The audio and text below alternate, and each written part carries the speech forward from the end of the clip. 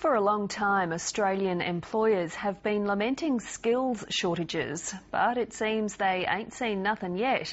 The competition for workers is about to explode. In the next 5 years, 38,000 jobs will need filling in Queensland's resources industry alone. A massive recruitment drive is on, and with lucrative pay packets on offer, miners are poaching staff from other sectors. At Ipswich, west of Brisbane, a long queue has formed. Thousands are lining up to attend an expo about jobs in mining.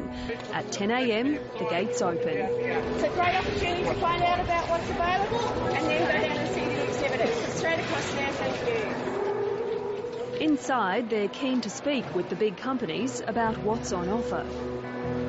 There seems to be plenty of opportunities, particularly if you've got a skill. If you've got a skill that they're looking for, then obviously they'll take you pretty quickly. What kind of job are you looking for? Anything, TA, dump truck driver, dozer driver, anything like that. But it's just getting the skills to get in there is the hard part. Well, my old man's always been in the mines, so just being brought up in the mines, really sparks a flare and really gets me interested. It's a scene that's been repeated across the state. Queenslanders have responded in droves to what is essentially a call to arms. We're on the cusp of the biggest boom in our history. We need skilled and unskilled workers to fill the gaps. We're expecting to see over the next 5 years alone some 38,000 jobs created. Many of those positions will be in coal seam and liquefied natural gas. Construction company Bechtel builds LNG plants around the world. In central Queensland, it's building 3. We need labourers, we need trade assistants, we need mechanical people, we need rigging people, concrete type disciplines. We need supervisors, superintendents, engineers, administration staff. There is a lot of people. Essentially in Gladstone alone, we're chasing about 8,000 over the next 3 to 4 years. That doesn't mean everyone here will just waltz into a job, but the pay is certainly what they're after. I'm here to gain experience, learn, basically try and get a new job and some big dollars. Obviously the money's good, so you go to where the money is, I suppose. So how good is the money? Can you give us some example? Well, the average salary in the resources sector is $120,000. Minna Knight is from the Australian Mines and Metals Association. Such is the demand for workers, AMA has set up a job search website. So right now what's happening is that we have hundreds of our members loading up thousands of their jobs on that site. It's left other industries wondering how they'll possibly compete. Well, they've got a machine gun and we've got an empty water pistol. In terms of competing on dollars, we just can't compete. That's just the reality for us. Graham Cuthbert from the Master Builders Association says the exodus of workers from housing construction to mining hasn't yet posed a problem.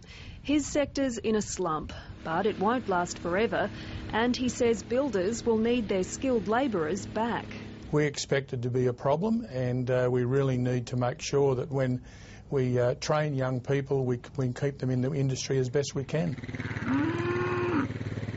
Farmers are grappling with a similar challenge. The Farmers Federation estimates there are up to 50,000 job vacancies in agriculture around the country. And once again, the mining dollar is luring workers away. It's pretty scary, and I think as an employer, an individual farmer is feeling really restricted about the number of people that are out there. But growers and graziers are taking a long-term view. The demand in construction, particularly for coal seam gas, but also other resources sector, for the next 5 to 8 years will be significant. But that exposes a whole new cohort of people that will be coming into regional centres. People are exposed to these great rural communities and actually want to see an opportunity to stay, and agriculture is a fantastic opportunity for them to stay. And farmers and builders both say they can offer something mining can't. We can offer a lifestyle that's very competitive. We can offer conditions that are very competitive. Absolutely, lifestyle and living in a community, working with their, with their friends they've known for a long time, living with their community and living with their families. I think that's and enjoying the sort of work that they do. There's another component most people don't factor in that whilst it's very good money, it's good money because it's very hard work. That's not something the mining companies try to hide. In the remote areas, it's not a life that where you can just pop on down to the shop and have your latte and read the newspaper. There's 12-hour shifts. And the job hunters here are being given a healthy dose of reality. They're long hours, you're away from the family or the kids or the speedboat or whatever floats your boat, I guess, so the money's good, but the work's hard. We're not after people that just want to come and work for us for a couple of months. It's a long-term investment for us and for our people as well.